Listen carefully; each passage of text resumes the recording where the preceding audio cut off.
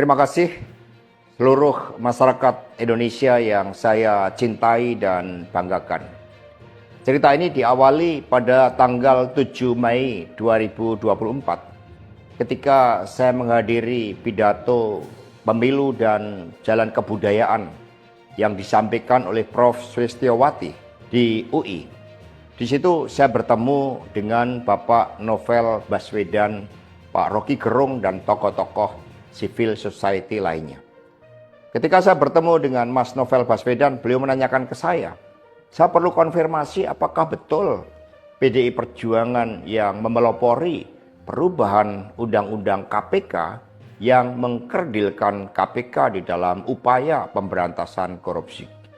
Saya katakan dengan tegas kepada Mas Novel Baswedan saat itu, inilah kalau ada hal-hal yang buruk oleh Presiden Jokowi selalu dilimpahkan kepada PD Perjuangan dan juga Ibu Megawati Soekarno Putri.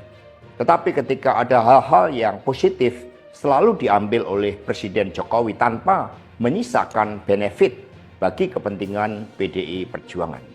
Mengapa saya katakan seperti itu? Revisi Undang-Undang KPK termasuk kabar buruk yang disampaikan bahwa itu adalah ulah PDI Perjuangan. Sebagai Sekretaris Jenderal DPD Perjuangan, saya sampaikan kepada Mas Novel bahwa saya adalah sekjen yang sangat getol menjabarkan perintah Ibu Megawati Soekarno Putri bagaimana PDI Perjuangan memerangi korupsi. Karena itulah tuduhan bahwa revisi Undang-Undang KPK diarsiteki oleh PDI Perjuangan itu sangat salah. Saya ingat ketika saya bertemu dengan Presiden Jokowi di Istana Merdeka menjelang Mas Gibran dan Mas Bobi mau mencalonkan sebagai wali kota Solo dan wali kota Medan. Saya mengatakan kepada Pak Presiden Jokowi sekaligus untuk menguji keseriusan beliau di dalam mencalonkan anak dan menantunya. Pak Presiden, apakah betul Bapak mau mencalonkan Mas Gibran dan Mas Bobi sebagai wali kota? Loh, kenapa Pak Sekjen? Karena ketika Mas Gibran dan Mas Bobi sebagai wali kota, maka otomatis dia menjadi pejabat negara. Dan ini akan sangat rawan terhadap berbagai bentuk gratifikasi, suap, dan berbagai tindakan korupsi lainnya. Presiden Jokowi sempat termenung saat itu.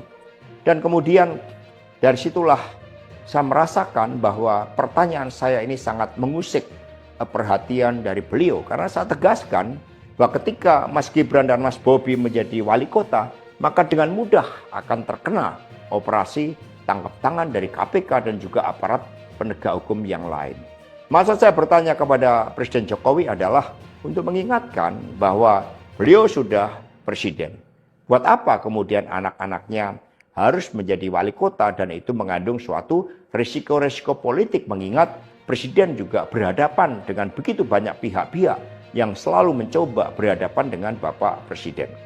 Tetapi beberapa saat kemudian saya menerima salah seorang menteri dan beliau mengatakan kepada saya bahwa sudah mendapatkan arahan dari Presiden Jokowi untuk melakukan revisi Undang-Undang KPK. Saat itu dijelaskan berbagai pasal-pasal penting, misalnya bahwa pimpinan KPK tidak otomatis bertindak sebagai penyidik.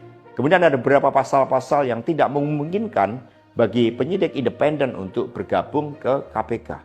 Berbagai revisi-revisi itu, karena ini adalah perintah dari Presiden, maka ya saya sarankan untuk bertemu dengan seluruh jajaran fraksi di DPR RI dan coba menggalang atas perintah dari Presiden. Nah, saat itu Pak Menteri yang menjadi kepercayaan dari Pak Jokowi ini menyampaikan bahwa kira-kira akan diperlukan dana sebesar 3 juta US dollar untuk menggolkan revisi Undang-Undang KPK. Dan mengapa berjalan mulus?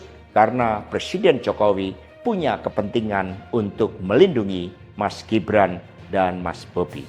Maka sejarah mencatat bahwa revisi Undang-Undang KPK ini dilaksanakan sebelum pelaksanaan pilkada serentak di mana Mas Gibran dan Mas Bobi berproses menjadi wali kota. Maka ketika terpilih menjadi wali kota, amanlah dari berbagai persoalan hukum karena KPK sudah dilemahkan.